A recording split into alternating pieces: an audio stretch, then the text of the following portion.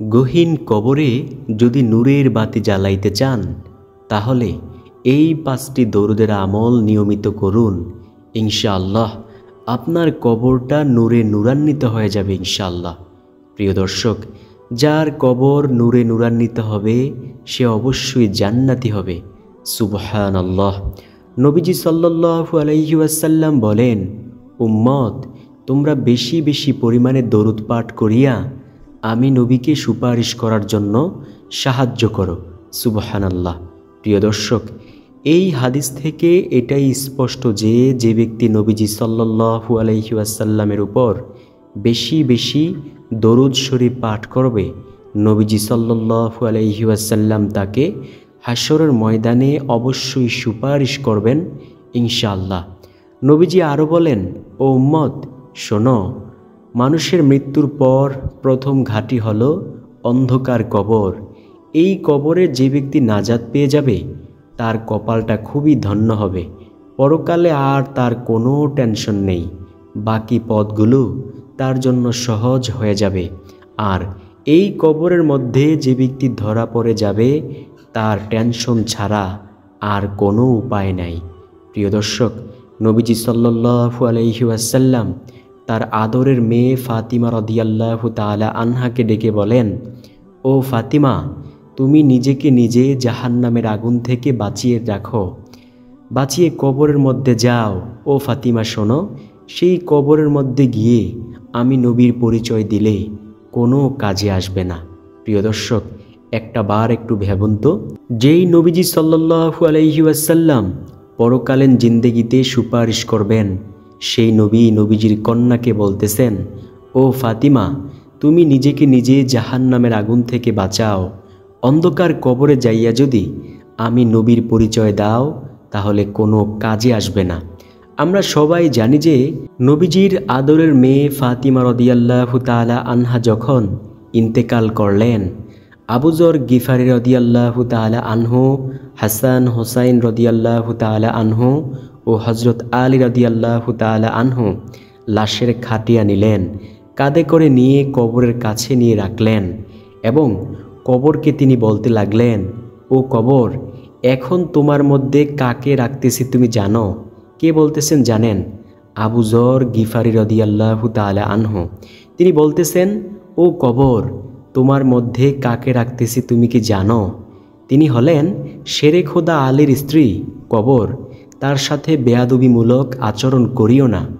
কবরের মধ্য থেকে কোনো আওয়াজ আসলো না। দ্বিতীয়বার আবার বললেন, ও কবর, তোমার মধ্যে কাকে রাখতেছি তুমি জানো? হযরত হাসান হোসাইন রাদিয়াল্লাহু তাআলা আনহুর আম্মা জানকে তোমার মধ্যে রাখতেছি। কবর, বেয়াদবি যেন না হয়। এবারও কবরের মধ্য থেকে কোনো আওয়াজ আসলো না। তৃতীয়বার বলল, ও কবর, তোমার মধ্যে কাকে রাখতেছি তুমি জানো? যাকে না বানাইলে এই দুনিয়ার কুল কায়নাত কিছুই আল্লাহ সৃষ্টি করতেন না, সেই নবীজি সাল্লাল্লাহু আলাইহি ওয়াসাল্লামের আদরের কন্যা ফাতিমা রাদিয়াল্লাহু তাআলা আনহাকে তোমার মধ্যে রাখতেছি। কবর, বেয়াদবি করিও না তার সাথে। কবরের মধ্য থেকে কোনো আওয়াজ নাই। আবার বলল, ও কবর, তোমার মধ্যে কাকে রাখতেছি তুমি জানো? যিনি হবেন জান্নাতের মহিলাদের সর্দার। ও কবর, তার সাথে বেয়াদবিমূলক আচরণ করিও না। কবরের মধ্য থেকে আওয়াজ আসলো, ও আবু যর শুনুন, আমি কবর হচ্ছি অন্ধকার একটি ঘর, সাপ বিচ্ছুর ঘর। আমার ভিতরে কে নবীজি সাল্লাল্লাহু আলাইহি ওয়াসাল্লামের কন্যা, কে জান্নাতের মহিলাদের সর্দার, কে জান্নাতের যুবকদের সর্দারের আম্মাজান এবং কে শেরে খোদার আলীর স্ত্রীর এই পরিচয় আমার মধ্যে চলবে না। শোনো আবু যর, আমার মধ্যে চলবে শুধু নেক আমলের পরিচয়। যে ব্যক্তি নেক আমল নিয়ে আমার মধ্যে আসতে পারবে সে আমার ওই চাপ থেকে বেঁচে থাকতে পারবে, আযাব থেকে বেঁচে থাকতে পারবে। আর যে আমার মধ্যে গুনাহ নিয়ে আসবে, আমি কবর তার জন্য হয়ে যাব অন্ধকার একটি ঘর। তাকে দুই পাশের মাটি থেকে এমন জোরে চাপ দিব, এমন চাপ দিব যে নবীজি সাল্লাল্লাহু আলাইহি ওয়াসাল্লাম বলেন, ওই কবরের চাপে এক পাশের পাঁজরের হাড় অপর পাঁজরের মধ্যে ঢুকে যাবে, নাউজুবিল্লাহ, এমন ভয়ঙ্কর কবরের আযাব। তো প্রিয় দর্শক দেখেন, যদি নবীজি সাল্লাল্লাহু আলাইহি ওয়াসাল্লামের আদরের মেয়ের ব্যাপারে এমন কঠিন কথা কবর বলতে পারে, তাহলে আমাদের ব্যাপারে কবর কেমন কঠিন হবে একটু আমরা অবশ্যই ভাবব ইনশাআল্লাহ। নবীজি সাল্লাল্লাহু আলাইহি ওয়াসাল্লাম বলেন, মানুষ আর জিন জাতি ব্যতীত সবাই কবরের আযাব দেখে। শোনো হে মানুষ, যদি মানুষগণ কবরের আযাব দেখত, তাহলে ঘরবাড়ি সংসার সব কিছু ছাইরা মানুষ জংলায় চইলা গিয়া মহান মালিকের ইবাদত করত। প্রিয় দর্শক, কবরের আযাব এতটাই ভয়ঙ্কর। তো রব্বুল আলামিন আমাদেরকে সেই কবরের আযাব থেকে বাঁচার তৌফিক দান করুক। তো ইনশাআল্লাহ এই 5টি দরুদ এখন আমরা শিখে পরবর্তী সময়ে ইনশাআল্লাহ আমরা বেশি বেশি পরিমাণে এই দরুদগুলো পাঠ করে মহান মালিকের কাছে অনেক প্রিয় হব ইনশাআল্লাহ। 1 নাম্বার যে দরুদের কথা বলবো, নবীজি সাল্লাল্লাহু আলাইহি ওয়াসাল্লাম বলেন, তোমরা বলো সাল্লাল্লাহু আলাইহি ওয়াসাল্লাম। হাদিসের ভাষায় এটা হচ্ছে সবচেয়ে ছোট্ট দরুদ। কোনো ব্যক্তি যদি একবার বলে সাল্লাল্লাহু আলাইহি ওয়াসাল্লাম, তাহলে রব্বুল আলামিন সাথে সাথেই তার 10টা গুনাহ ক্ষমা করে দেন, তাকে 10টা রহমত দান করেন, আল্লাহর আদালতে 10 ধাপ মর্যাদা বাড়িয়ে দেন। সুবহানাল্লাহ। প্রিয় দর্শক, তাই আমরা বেশি বেশি পরিমাণে বলবো সাল্লাল্লাহু আলাইহি ওয়াসাল্লাম। ইনশাআল্লাহ আল্লাহ রব্বুল আলামিন আমাদের গুনাহ ক্ষমা করবেন, আমাদেরকে রহমত দান করবেন এবং আল্লাহর আদালতে আমাদের মর্যাদা বাড়াইয়া দেবেন। সুবহানাল্লাহ।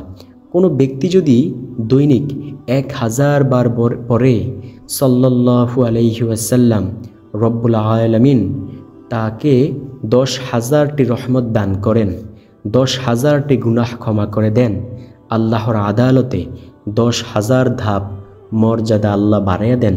সুবহানাল্লাহ।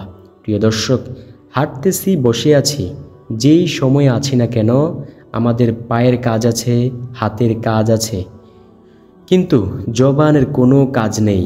বেহুদা কোনো কথা না বলে বেশি বেশি পরিমাণে বলবো সাল্লাল্লাহু আলাইহি ওয়াসাল্লাম।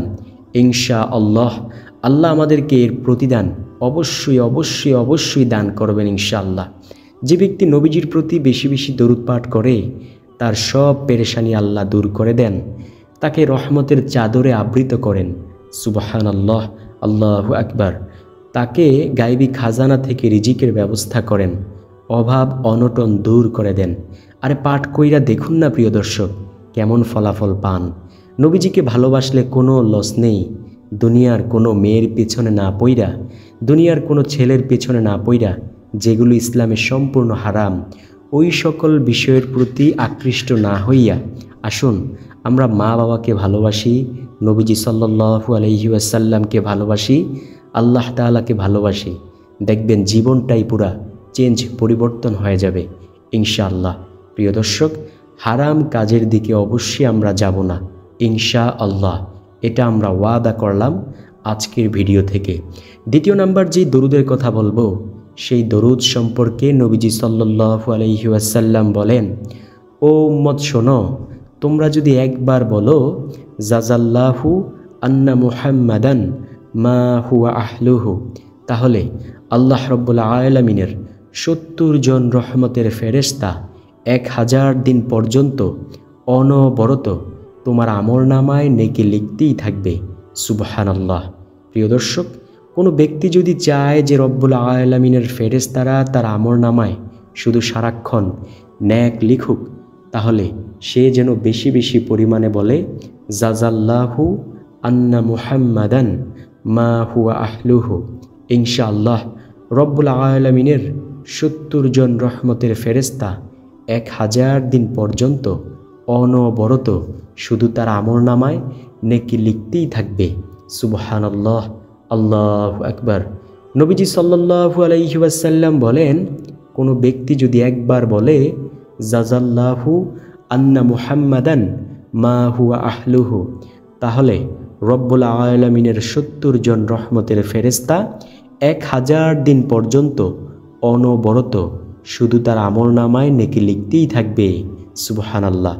এইবার একটা চিকন একটা প্রশ্ন করি আপনাদেরকে, যার আমলনামায় ফেরেশতারা সারাক্ষণ নেক লেখার জন্য প্রতিযোগিতা করে, সে কি আল্লাহর কাছে দামি না? অবশ্যই দামি।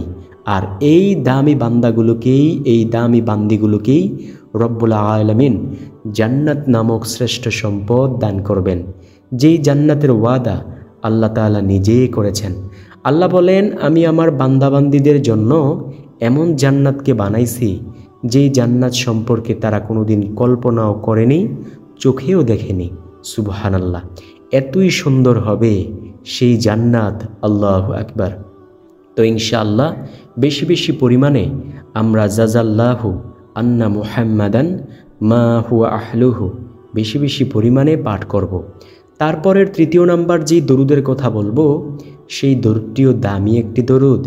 সেই দরুদ সম্পর্কে নবীজি সাল্লাল্লাহু আলাইহি ওয়াসাল্লামের প্রিয় সাহাবী আবু হুরায়রা রাদিয়াল্লাহু তাআলা আনহু বলেন, ও দুনিয়ার মানুষ শোনো, আমি নবীজি সাল্লাল্লাহু আলাইহি ওয়াসাল্লামের পবিত্র জবান মোবারক থেকে শুনেছি, যদি কোনো ব্যক্তি শুক্রবার জুমার দিন আসরের নামাজের পর যেই স্থানে বৈশা আসরের নামাজটা আদায় করেছে, ওই স্থানে বৈশাই যদি এই দরুদটি মাত্র ৮০ বার পাঠ করতে পারে, আল্লাহ রাব্বুল আলামিন তার ৮০ বছরের গুনাহকে ক্ষমা করে দিবেন এবং তার আমলনামায় ৮০ বছরের নেক যোগ করে দিবেন। সুবহানাল্লাহ, আল্লাহু আকবার। প্রিয় দর্শক, জানতে ইচ্ছে করে কোন সেই দরুদ? চলুন জেনে নেওয়া যাক।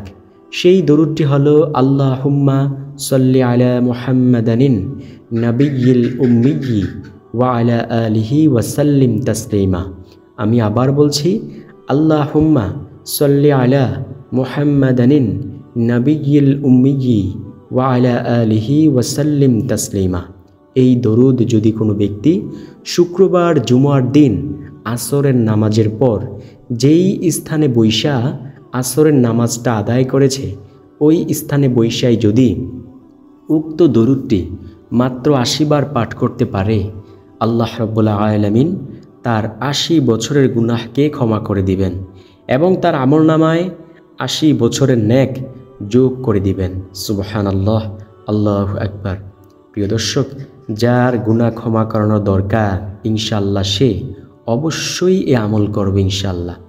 আমাদের সবারই গুনাহ করি আমরা সবাই গুনাহগার। এমন কোনো মানুষ নাই যে আমরা গুনাহের কাজ করি না। প্রতিটি সেকেন্ডে সেকেন্ডে, প্রতিটি মুহূর্তে মুহূর্তে, ক্ষণে ক্ষণে আমরা গুনাহের কাজ করি, অথচ আমরা গুনাহ কিভাবে ক্ষমা করানো দরকার সে আমল করি না। প্রিয় দর্শক, আজকের পর থেকে শুক্রবার জুমার দিন আসরের নামাজের পর এই দরুদটি ৮০ বার পাঠ করব ইনশাআল্লাহ। আল্লাহ আমাদের গুনাহগুলো ক্ষমা করবেন। তারপরের যেই দরুদের কথা বলবো, চতুর্থ নাম্বার দরুদ হলো আল্লাহুম্মা সাল্লি আলা মুহাম্মাদিউ ওয়া আলা আলি মুহাম্মাদ বারিক ওয়া সাল্লিম। আমি আবার বলছি, আল্লাহুম্মা সাল্লি আলা মুহাম্মাদিউ ওয়া আলা আলি মুহাম্মাদ বারিক ওয়া সাল্লিম। নবীজি সাল্লাল্লাহু আলাইহি ওয়াসাল্লাম কি বলেন জানেন? নবীজি সুসংবাদ সম্পন্ন একটি হাদিস বলেছেন। নবীজি বলেন, উম্মতেরা শোনো, যে ব্যক্তি বেশি বেশি পরিমাণে দরুদ পাঠ করবে আমার প্রতি, সে হাসরের ময়দানে আমার একেবারে নিকটেই থাকবে। সুবহানাল্লাহ। প্রিয় দর্শক, সেই অন্তিম মজার মুহূর্তটা কেমন হবে যখন আপনি নবীজি সাল্লাল্লাহু আলাইহি ওয়াসাল্লামকে নিজ চোখে দেখবেন, নবীজিও আপনাকে তাকিয়ে তাকিয়ে দেখবে। নবীজির কি একটু মায়া হবে না? অবশ্যই হবে। নবীর তো অনেক মায়া। আজরাইল আলাইহিস সালাম যখন নবীজির জান কবজ করতে এসেছিলেন, রূহ মোবারক কবজ করার সময় নবীজি সাল্লাল্লাহু আলাইহি ওয়াসাল্লাম বললেন, ও আজরাইল, আমার সব উম্মতের জান কবজের কষ্টটুকু আমি নবীকে দিয়ে দাও। তারপরেও কথা দাও আজরাইল, আমার উম্মতকে তুমি কষ্ট দিবা না।